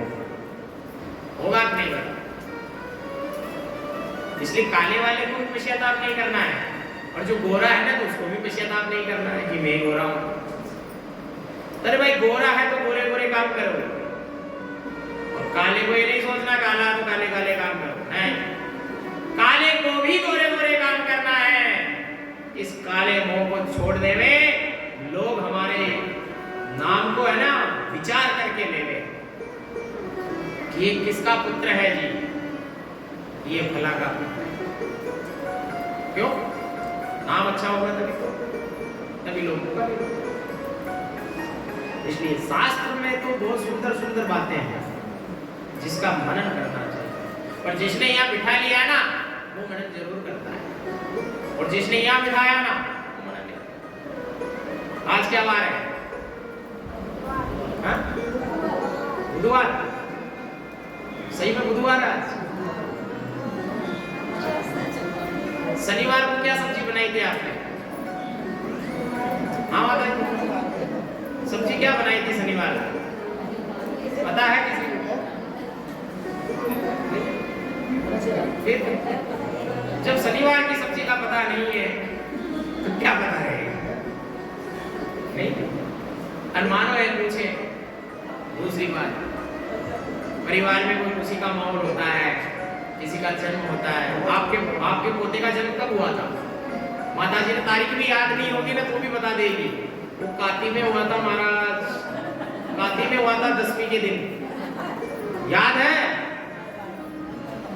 क्योंकि उसको यहाँ बिठा के इसको यहाँ बिठाया है इसलिए याद है। और वो जो सब्जी आपने बनाई थी ना शनिवार को, वो यहाँ से बनाई थी, तो यहाँ से बनाई यही गई। अब जिसको यहाँ बिठाना उसको तो बिठा नहीं रहे, और जिसको यहाँ बिठाना उसको यहाँ नहीं बिठा रहे, उल्टा उल्टा बिठा रहे हैं। अब आजकल कलयुग में क्या होता है, परमात्मा संत महात्मा ब्राह्मण अपने से जो बड़े हैं सबको यहाँ बिठाते हैं लोग। आए होंगे तो चलो, और संसार को यहाँ बिठा के रखे, पूरे संसार को इधर बिठा के रखे। तो ये उल्टा है, इसको परिवर्तन करो। और जिस दिन हमने इसमें परिवर्तन कर दिया ना, हमारी पूरी दिनचर्या में ही परिवर्तन हो जाए, पूरी दिनचर्या में परिवर्तन। कहीं भागने की जरूरत नहीं है आपको महाराज के पास कि मेरा पुत्र ये करता है, मेरे ये नहीं हो रहा महाराज, मेरे रोजगार नहीं चल रहा धंधा। भगवान सबको पूरता है, भगवान अंधा नहीं है। दुखी प्राणी अपने कर्मों से होता है। बताओ बात सत्य है या असत्य है? दुखी प्राणी अपने कर्मों से होगा। नारायण तो कटोरा लेके रोज सुबह सुबह घूमता है, ये लो पकड़ो, जिसको जितना चाहे लो, कोई भंडार में कमी नहीं है वहां। पूरी ट्रेन खाली करते हैं अपने आदर्श नगर में आके। पर लूटने वाला चाहिए ना, फिर लूटे नहीं, फिर बाद में क्या महाराज मेरे तो ऐसा ही नहीं होता, महाराज मेरे तो बहू है ना जो कहना नहीं मानती, मेरे तो बेटे महाराज पता नहीं क्या कहता है। पोते को गुस्सा बहुत आता है महाराज, क्योंकि शास्त्र ने एक ही बात लिखी है, सकल पदार्थ है जग माही कर्म ही नदर पाओ। कर्मों से अगर हीन होगा तो किसी भी प्रकार के सुख का अनुभव नहीं है। इसलिए कर्म करते रहो, पीछे मुड़कर मत। अरे धर्म का झंडा लेके चलो, कर्म अपने आप लगे। हम आए थे उस दिन बात करने माता जी से, कथा करेंगे आपके प्रांगण में। माता जी ने कहा करो, हमारी तरफ से फ्री हो। माता जी की बड़ी सेवा रही, सबसे मिले फिर मोहल्ले से, तो उन्होंने भी कहा करो महाराज। जब दो जनों ने हमें हिम्मत दे दी तो हम पीछे क्यों हटे फिर करने में? क्यों? हमें यही थोड़ी पता था कि जो दो जने हमारे से मिलने आए वही सुनने आएंगे। अरे भाई कथा प्रारंभ हो गई, यानी धर्म का झंडा अगर लहर रहा है तो कारवां वैसे ही खड़ा हो जाएगा। कहने का तात्पर्य ये है। तो इसलिए कर्म करो, अच्छा तो कर्म का फल मिलेगा। अभी तो कलयुग है, इधर से डालो इधर फल निकलता भाई। कलयुग में तुरंत देता भगवान, क्योंकि जमाना विज्ञान का आ गया ना आजकल। किसका जमाना है? अरे मानो कोई अमेरिका में रहता है, अभी 1 मिनट में बात हो सकती है उससे, 1 मिनट भी नहीं लगेगा। हेलो भाई कैसे है? वो कहेगा डिस्टर्ब मत कर, रात हो रही है, सो रहा हूं, अपने दिन हो रहा है, हाँ ना? कितना है जमाना, ये विज्ञान का जमाना। तो भगवान भी बैठे बैठे विचार कर रहे हैं वहां, ब्रह्मा विष्णु महेश, धर्मराज यमराज चित्रगुप्त, तीनों बैठे हैं लाइन से। वो भी सोच रहे होंगे बड़े चतुर प्राणी है सब मृत्यु लोक में, हमारे से भी बढ़कर है, ऐसे सोचते हैं। तो उन्होंने पाप पुण्य का लेखा जोखा तुरंत किया। विज्ञान का जमाना है, मानो कि धर्मराज चित्रगुप्त भी लैपटॉप लेके बैठे आजकल, ऐसे समझो आप। एटीएम में जाते हैं, कार्ड लगाते हैं, पैसा बाहर आता तुरंत, आता नहीं आता, और पासवर्ड लगाना पड़ता है। क्या लगाना पड़ेगा? एटीएम डालने से पैसा नहीं आएगा, उसमें पासवर्ड आपको लगाना पड़ेगा। इसलिए ये मत समझो कि हम वहां चले जाएंगे, वहां के लिए हमें पासवर्ड लगाना पड़ेगा। और वो पासवर्ड क्या है? राम। ये 2 अक्षर का पासवर्ड है जो सबको याद है। तो ये राम नाम का पासवर्ड याद रखो। अगर वहां जाना है, वहां गेट है भाई, उस गेट में वो लगाना पड़ेगा सेंसर। जब वो कार्ड हम लगाएंगे तो कहेगा पासवर्ड लाओ, तो हम कह देंगे ना राम राम तो खुल जाए, और हम कहेंगे नहीं गुरमुख हो जाए राम नाम से, तो वो तो खुलेगा नहीं, और उधर से यम के दूर धक्का देंगे, ल चल इधर, ये खुला हुआ ही है, इधर गेट ही नहीं है, वो बिना गेट वाले में ले जाएंगे। तो इसलिए भगवान ने कहा भाई 2 अक्षर का नाम है मेरा, तुम्हारी इच्छा हो जैसे लो। कोई कहता महाराज ज्यादा देर बैठा नहीं जाता, कोई बात नहीं, बढ़िया 2 तकिया लगा ले, सो जा, सोते सोते लो। भगवान मना नहीं कर रहा कि मेरा नाम सोकर मत लो, आराम से सोते सोते लो, पर सो जाएगा ना तो आजकल सबसे बड़ी बीमारी है मोबाइल। अरे जितने 3 घंटे रात्रि में बर्बाद करते हैं, अगर 3 घंटे भजन कर लेंगे ना तो हमारा जीवन ही धन्य होगा, हमारा जीवन धन्य होगा। और जिस घर में भजन हो रहा है उस घर में रहने वाला प्रत्येक जीव आनंदमय जीवन यापन करेगा जहां भजन होगा, क्योंकि ये भजन का प्रभाव है, ये भजन का भजन में हो सकती है। पर विज्ञान ही मानता है आजकल तो, महामृत्युंजय को विज्ञान मान रहा है अभी कि महामृत्युंजय में कितनी ताकत है। काल के मुंह में गए हुए को निकाल कर लिया था महामृत्युंजय। कि मानो कि प्राणी के अंतिम सांस गिर रहे हैं घर वाले, डॉक्टर साहब ने मना कर दिया ले जाओ घर सेवा करो, पर नहीं महाराज मेरा पुत्र बड़ा बीमार है पंडित जी, इसके लिए महामृत्युंजय करवाइए बढ़िया विद्वानों से। जब बढ़िया विद्वान आकर महामृत्युंजय करते हैं ना तो उस मृत्यु के ग्रास से उस बच्चे को बाहर निकाल कर लिया। यह है महामृत्युंजय की ताकत, ये भगवान के नाम की ताकत है। जब हम भगवान के नाम की ताकत को जानते भी हैं फिर भी लेना नहीं चाहते तो हमारे से बड़ा कोई मूर्ख नहीं है। बोलिए शंकर भगवान की।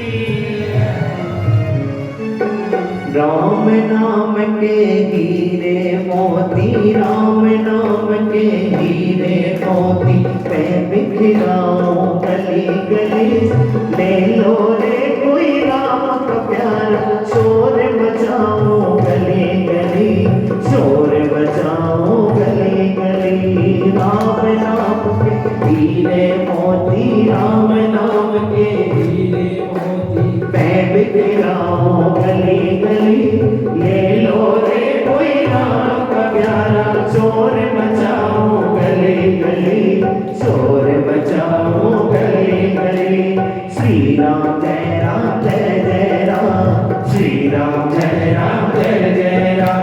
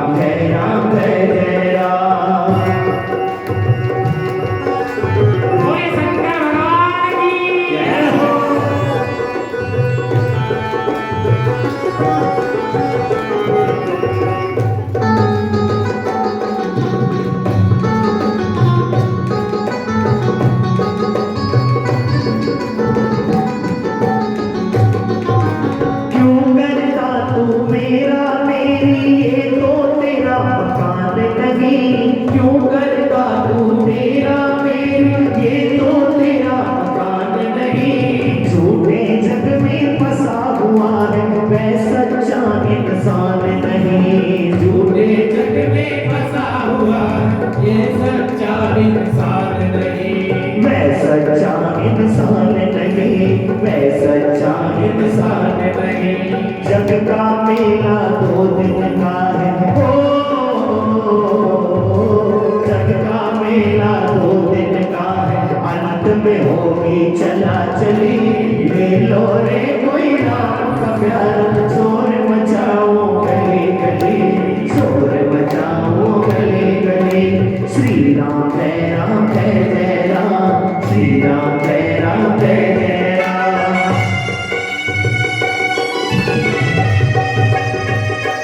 हर हर महादेव। शंभो।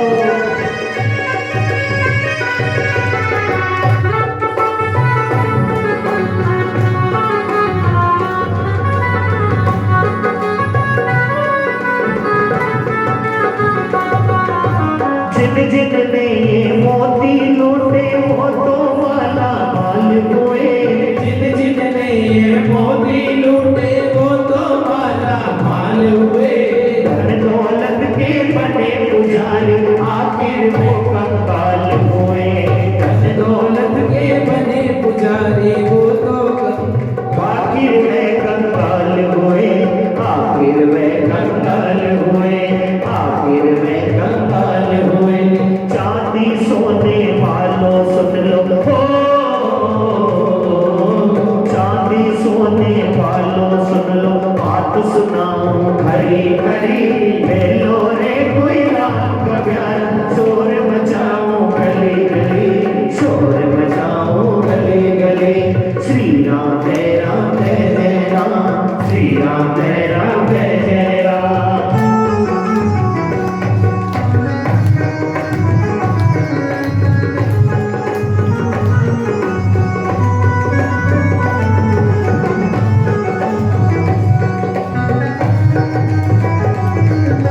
दुनिया को तू कब तक पगले अपनी कहलाएगा, दुनिया को तू कब तक पगले अपनी कहलाएगा। ईश्वर को तू भूल गया है, अंत समय पछताएगा। ईश्वर को तू भूल गया है, अंत समय पछताएगा, अंत समय पछताएगा, अंत समय पछताएगा। 2 दिन का ये चमन खिला है हो, 2 दिन का ये चमन खिला है, फिर मुरझाए गली गली। ले लो रे कोई राम का प्यार, शोर मचाओ गली गली, शोर मचाओ गली गली। श्री राम जय राम, श्री राम जय जय राम। राम नाम के हीरे मोती, कृष्ण नाम के हीरे मोती, मैं बिखराऊं गली गली। ले लो रे कोई राम का प्यारा, शोर मचाओ गली गली, शोर मचाओ गली गली, शोर मचाओ गली गली। श्री राम जय राम, श्री राम जय राम, श्री राम जय जय राम। बोले राघवेंद्र सरकार की, बोलो शंकर भगवान की जय हो। हाय हाय महादेव हाय हाय। महादेव शंभो। इस प्रकार ये राम नाम के हीरे मोती है सर, जिसने लूटा है वो माला माल है, और जिसने नहीं लूटा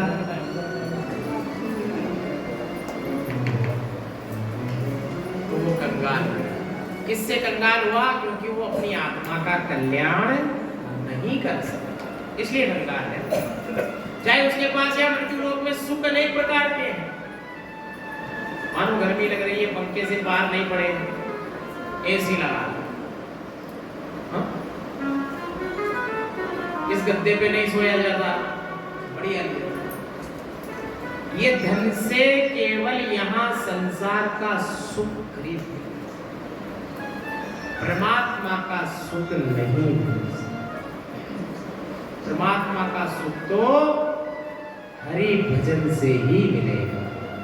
जब हरि का भजन करेंगे ना, तब ही परमात्मा का सच्चा सुख होगा।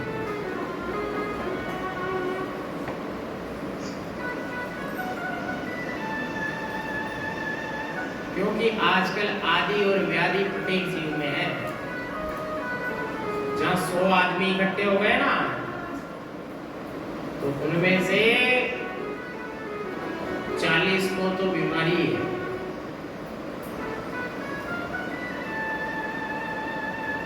पहले ऐसा नहीं था, अभी ऐसा हो गया। अनेक बीमारियां, पर उससे हार नहीं माननी चाहिए। अपने आप को हारा हुआ मत मानो। अरे मानो बीमारी कोई सी भी हो, भगवान की शरणागति हो।